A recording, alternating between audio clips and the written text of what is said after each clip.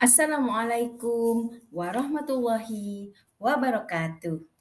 Salam dan bahagia.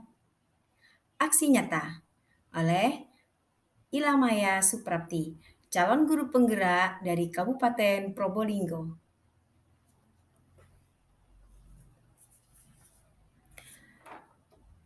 Baiklah, pada kali ini merupakan jurnal refleksi juga.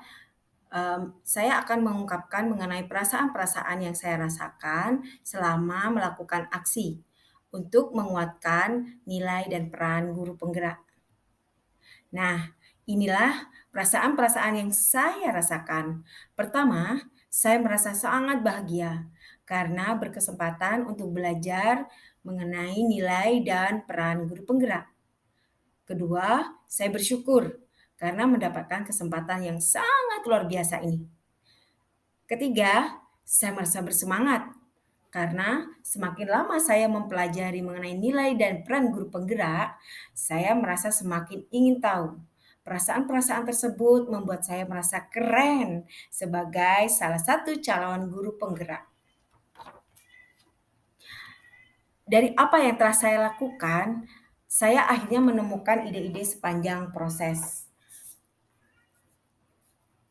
Nah, ide-ide yang saya temukan antara lain selama mengerjakan tugas dalam LMS, saya akhirnya banyak mempelajari hal-hal baru, yakni salah satunya memanfaatkan aplikasi virtual yang ada di LMS tersebut. Misalnya penggunaan Google Meet, penggunaan Zoom, penggunaan poster, membuat poster seperti pada Canva ataupun Snappa, penggunaan PowerPoint, dan penggunaan aplikasi-aplikasi lainnya yang lebih variatif. Berikutnya, saya merasa ternyata bahwa untuk bisa memaksimalkan nilai dan peran saya sebagai guru penggerak, saya perlu berkolaborasi aktif dengan teman-teman lainnya. Selain dengan teman satu jenjang, saya juga perlu berkolaborasi dengan rekan-rekan lain lintas jenjang. Dan yang ketiga, ternyata pembelajaran yang semakin baik perlu diiringi dengan refleksi. Nah, dari sanalah saya ingin agar nanti saya bisa melaksanakan refleksi di setiap kegiatan saya, baik kegiatan pembelajaran maupun kegiatan kolaborasi dengan teman-teman yang lain. Saya juga memiliki catatan praktik baik yang saya lakukan. Nah, salah satunya seperti di sini. Praktik baik yang telah saya lakukan dengan dampak yang positif antara lain, saya membuat kesepakatan kelas dengan murid-murid. Apa sih kesepakatan kelas tersebut? Kesepakatan kelas tersebut merupakan cara saya untuk mengkondusifkan kelas. Kelas yang awalnya siswa-siswa tidak aktif alias pasif membuat saya tidak bersemangat dalam mengajar. Dan saya banyak berbicara dengan anak-anak di saat waktu-waktu kosong. Mengapa dan bagaimana cara saya untuk mengatasinya? Saya banyak menanyakan mengapa timbul hambatan-hambatan yang membuat kelas menjadi lesu dan kurang bersemangat. Akhirnya kami membuat kesepakatan kelas. Kesepakatan kelas memberikan dampak yang lebih besar daripada aturan-aturan kelas, aturan atau tata tertib. Karena kecenderungan aturan dan tata tertib yang ada di kelas hanya berlaku satu arah, alias kepada murid-murid.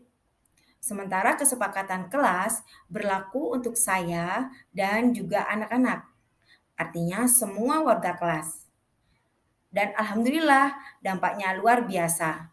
Anak-anak yang tadinya pasif, takut berbuat salah, akhirnya bisa lebih aktif lagi dan berani bertanya serta berani menjawab pertanyaan tanpa takut merasa salah. Kemudian yang kedua yang saya lakukan yakni menentukan materi yang akan dipelajari. Tentunya hal ini adalah sesuatu yang baru. Bagaimana sih cara menentukan materi yang akan dipelajari? Jadi, sesuai dengan tema yang diberikan oleh kementerian, saya tetap berpegang pada tema tersebut. Sehingga saya mengambil poin-poin dari kompetensi yang ada yang bisa kami pelajari. Dan materi-materinya kami menentukan sendiri dengan menyepakatinya juga. Yang ketiga, berkolaborasi dengan guru lain mengenai materi pembelajaran maupun kondisi kelas. Ternyata banyak hal-hal positif yang bisa diambil dari pengalaman-pengalaman rekan guru yang lain, baik dari rekan guru yang sejenjang maupun yang lintas jenjang. Dan luar biasanya, hal ini memberikan dampak yang besar secara positif kepada kelas saya dan juga lingkungan kerja saya. Dan di sini merupakan foto-foto temui keluarga saya, keluarga kelas 4A. Jadi sebelum kami melakukan pembelajaran, kami melakukan rapat lebih dahulu bersama semua warga sekolah, baik orang tua, guru, juga kepala sekolah. Dari sanalah kami kemudian berpegang teguh pada apa yang sudah didiskusikan selama rapat tersebut, untuk melakukan pembelajaran. Berikut adalah contoh-contoh diskusi-diskusi yang kami lakukan di kelas, juga dalam pembuatan kesepakatan-kesepakatan kelas yang telah kami lakukan. Demikianlah presentasi dari saya. Semoga berkenan, salam, dan bahagia.